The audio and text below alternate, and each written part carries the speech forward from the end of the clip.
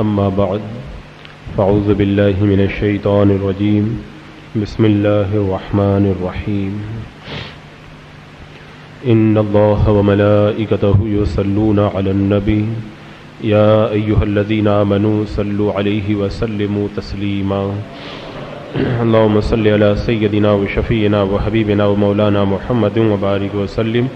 صلاة وسلام عليك يا رسول الله صلى الله تعالى عليك وسلم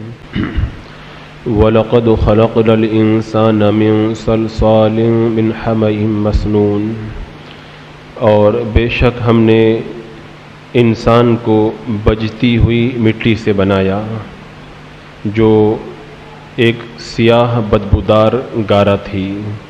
وَالْجَانَّ خَلَقْنَاهُ مِنْ قَبْلُ مِنْ نَارِ السَّمُومِ، اور اس سے پہلے جن کو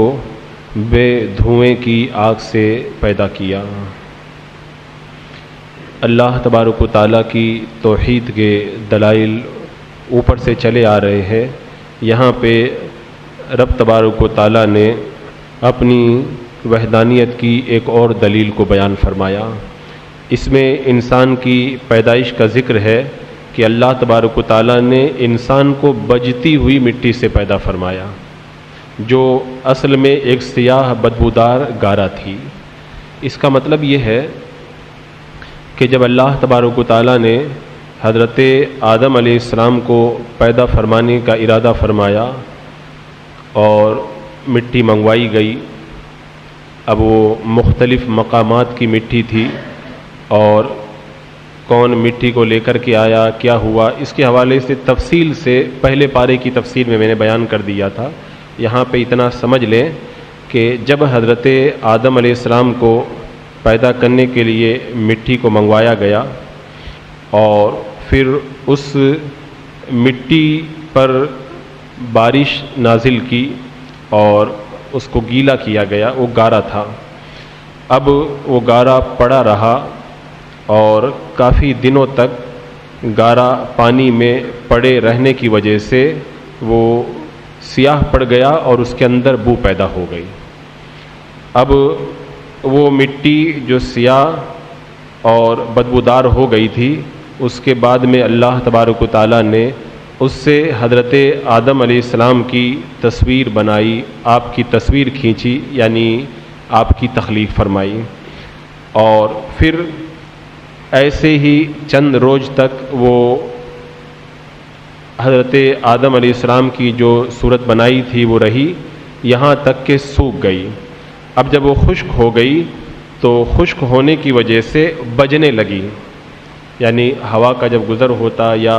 وہ سوکھ جانے کی بنیاد پر جو ہے وہ بجنے کی آواز اس میں سے آتی، وہ بجنے لگی۔ اسی کا ذکر یہاں پہ فرمایا گیا کہ انسان کو بجتی مٹی سے پیدا فرمایا۔ آپ جانتے ہیں کہ جب کوئی چیز گارا وغیرہ سوکھ کر کے ٹھیکری ہو جاتی ہے تو کھنکھناہٹ پیدا ہو جاتی ہے، اس کے اندر سرسراہٹ کی آوازیں سنائی دیتی ہیں۔ تو حضرت آدم علیہ السلام کی بھی وہ مٹی جو پانی کے اندر رکھے ہوئے پھر سیاہ بدبودار گارا ہو گئی تھی، اور پھر وہ سوکھنے کے بعد میں آواز دینے لگی تھی۔ اسی کا اللہ تبارک و تعالیٰ نے یہاں پر ذکر فرمایا کہ بے شک ہم نے انسان کو بجتی ہوئی مٹی سے پیدا فرمایا جو سیاہ بدبودار گارا تھی۔ یہ ایک حالت سے دوسری حالت تک کے درمیان فاصلہ کتنا ہے؟ مختلف روایتیں ہیں۔ ایک روایت کے مطابق ایک حالت سے دوسری حالت تک 40 روز کا بیچ میں وقفہ رہا، تو یہ کل 4 وقفے ہو گئے۔ تو ان 4 وقفوں میں جب حضرت آدم علیہ السلام کی تخلیق کو تکمیل کرنے کا وقت آیا تو اللہ تبارک و تعالیٰ نے اس کے اندر روح پھونکی۔ وہ جمعہ کا دن تھا اور عصر کے بعد کی وہ گھڑی تھی، تو اس طرح اللہ تبارک و تعالیٰ نے جمعہ کے دن عصر کے بعد کی گھڑی میں حضرت آدم علیہ السلام کو پیدا فرمایا۔ تو یہ بڑی مقدس اور بڑی بابرکت گھڑی ہے، اور اسی لیے جمعہ جو ہے وہ ہمارے لیے عید کا دن بھی ہے کہ اس دن ہمارے باپ حضرت آدم علیہ السلام کی پیدائش ہوئی تھی۔ اور اسی دلیل کی بنیاد پہ ہم لوگ کہتے ہیں کہ سال کے اندر آنے والے 50-55 جمعہ یہ ہفتہ کی عید کے طور پر ہم انہیں جانتے ہیں، کیونکہ ہمارے باپ حضرت آدم علیہ السلام اس مقدس دن کے اندر پیدا ہوئے تھے۔ تو میرے آقا حضور اکرم صلی اللہ تعالیٰ علیہ وسلم 12 ربیع الاول شریف کو جب پیدا ہوئے تو وہ عید کا دن کیوں نہیں ہو سکتا ہے؟ یہی ہمارے اس کو عید کہنے کی ایک بہت بڑی دلیل بھی ہے۔ اور جو جمعہ کے دن عصر کے بعد کی گھڑی کو بابرکت کہا گیا ہے، اس کی ایک وجہ یہ بھی ہے کہ اس گھڑی کے اندر حضرت آدم علیہ السلام کی تخلیق ہوئی تھی، اسی لیے خاتون جنت سیدہ فاطمۃ الزہرا رضی اللہ تعالی عنہا اس گھڑی کا انتظار فرمایا کرتی تھی اور پوچھا کرتی تھی کہ دیکھو اب سورج ڈوبنے میں کتنا وقت باقی رہ گیا، کتنا وقت باقی رہ گیا جمعہ کے دن عصر کے بعد۔ تو جب تھوڑا سا وقت باقی رہ جاتا تھا تو مشغول دعا ہو جایا کرتی تھی، اس لیے کہ جمعہ کے دن سورج ڈوبنے سے پہلے کا جو وقت ہوتا ہے وہ قبولیت کا وقت ہوتا ہے، اور ایسے وقت میں اللہ تبارک و تعالیٰ دعا کو قبول فرماتا ہے، اور اس وقت کو خاص طور سے عصر کے بعد کا جو جمعہ کا وقت ہوتا ہے اس کو عبادت کے اندر بسر کرنا چاہیے، ادھر ادھر ٹائم پاس کر کے اس مقدس وقت کو ختم نہیں کر دینا چاہیے۔ اور جو یہ روایتوں میں آتا ہے کہ جمعہ کے دن ایک قبولیت کی ساعت آتی ہے، اب اس کے اندر علماء نے بڑی تفصیل فرمائی ہے وہ وقت کون سا ہوتا ہے۔ بعض نے فرمایا کہ امام جب خطبے کے لیے کھڑا ہو، بعض نے کہا کہ جو ہے وہ خطبہ اور نماز کے درمیان کا وقت، بعض نے کچھ، بہت ساری روایات ہیں۔ انہی میں سے ایک روایت کے اندر یہ موجود ہے کہ وہ گھڑی جمعہ کے دن عصر کے بعد سورج ڈوبنے سے پہلے والی گھڑی ہے، یہ قبولیت والی ساعت اور قبولیت والی گھڑی ہے۔ تو اللہ تبارک و تعالیٰ نے حضرت آدم علیہ السلام کی تخلیق اس وقت میں فرمائی۔ یہاں پہ جو انسان کہا گیا، انسان سے مراد حضرت آدم علیہ السلام ہے، کیونکہ سارے انسانوں کے باپ وہی ہیں۔ اب حضرت آدم علیہ السلام کی تخلیق کے حوالے سے مفسرین نے کئی نکات کو بیان کیا ہے، چونکہ پہلے پارے کی تفسیر میں ان کو میں تفصیل سے بیان کر چکا، اس لیے ان کو دوبارہ یہاں پر ذکر نہیں کیا جائے گا۔ ایک بات اور یہاں پر مفسرین نے یہ بیان فرمائی ہے کہ جناتوں کے پیدا کرنے سے پہلے جو ہے وہ انسان کے پیدا کرنے کا ذکر کیا گیا، یعنی اللہ تعالیٰ نے فرمایا ہم نے انسان کو بجتی ہوئی مٹی سے بنایا، اس کے بعد میں فرمایا کہ ہم نے جن کو بغیر دھوئیں کی آگ سے پیدا کیا۔ حالانکہ جنات پہلے پیدا ہوئے، انسان بعد میں بنائے گئے، لیکن ذکر پہلے کیا گیا انسانوں کا، اس کے بعد میں جناتوں کا ذکر آ رہا ہے۔ اس کی وجہ یہ ہے کہ اللہ تبارک و تعالیٰ نے انسانوں کو شرف عطا فرمایا، بزرگی عطا فرمائی، تو شرافت اور بزرگی کی وجہ سے پہلے انسانوں کو ذکر کیا گیا، اس کے بعد میں جناتوں کی تخلیق کا ذکر آتا ہے۔ اب جنات اور حضرت آدم علیہ السلام کے پیدا کرنے کے درمیان کتنا فاصلہ ہے وہ اللہ بہتر جانتا ہے، اس کو صحیح طور پر نہیں معلوم کیا جا سکتا۔ ایک روایت کے اندر یہ آتا ہے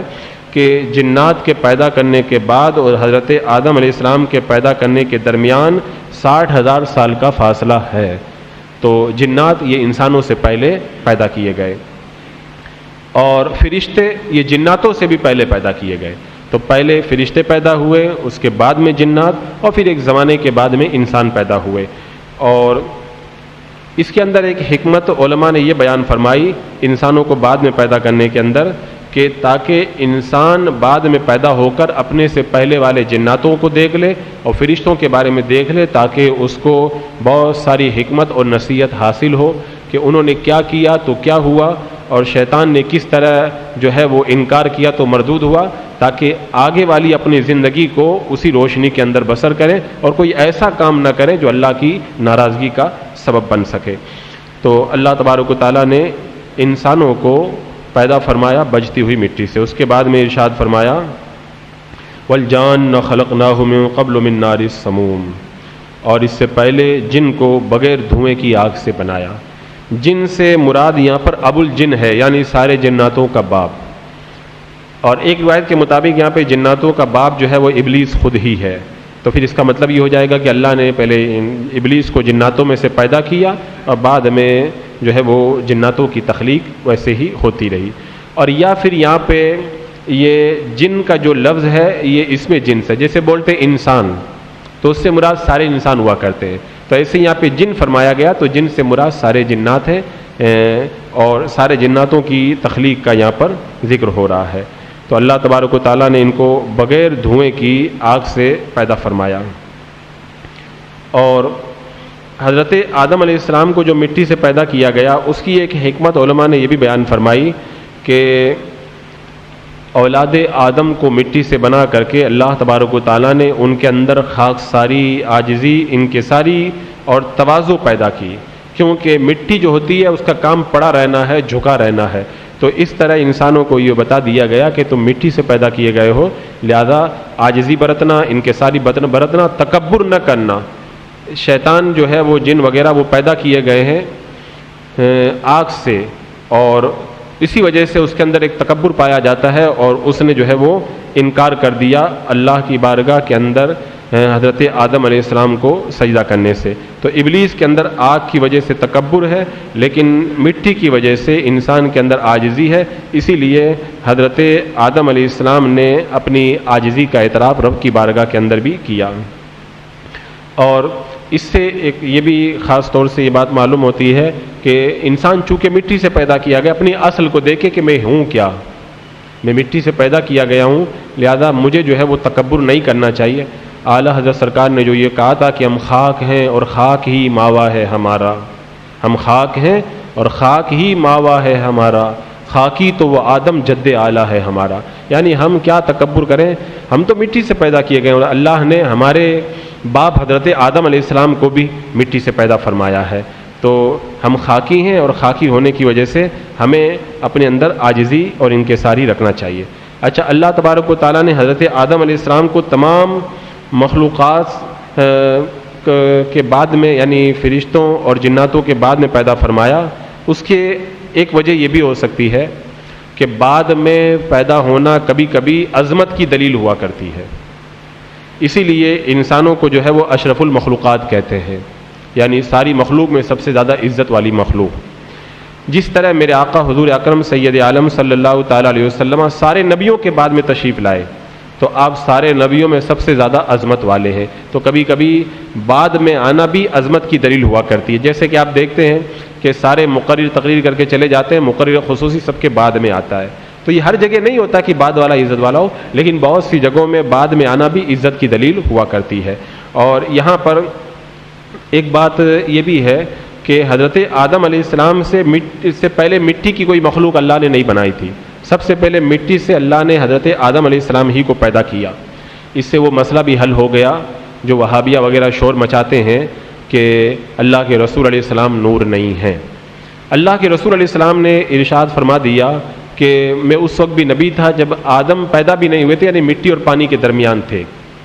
اور حضرت آدم علیہ السلام سے پہلے کسی کو مٹی سے بنایا ہی نہیں گیا، اور میرے آقا فرماتے میں پہلے ہی پیدا کر دیا گیا تھا، تو پہلے جب کوئی مٹی سے بنا ہی نہیں تھا تو اللہ کے رسول علیہ السلام پھر کس چیز سے بنے؟ یہی تو ہم کہتے ہیں کہ مٹی سے سب سے پہلے حضرت آدم علیہ السلام بنے، میرے آقا پہلے ہی جو بنے تھے وہ اللہ نے نور سے آپ کو پیدا فرمایا تھا، تو اسی لیے جو ہے وہ میرے آقا صلی اللہ تعالیٰ علیہ وسلم کی نورانیت کی بھی ایک دلیل جو ہے وہ اس سے واضح ہو جاتی ہے۔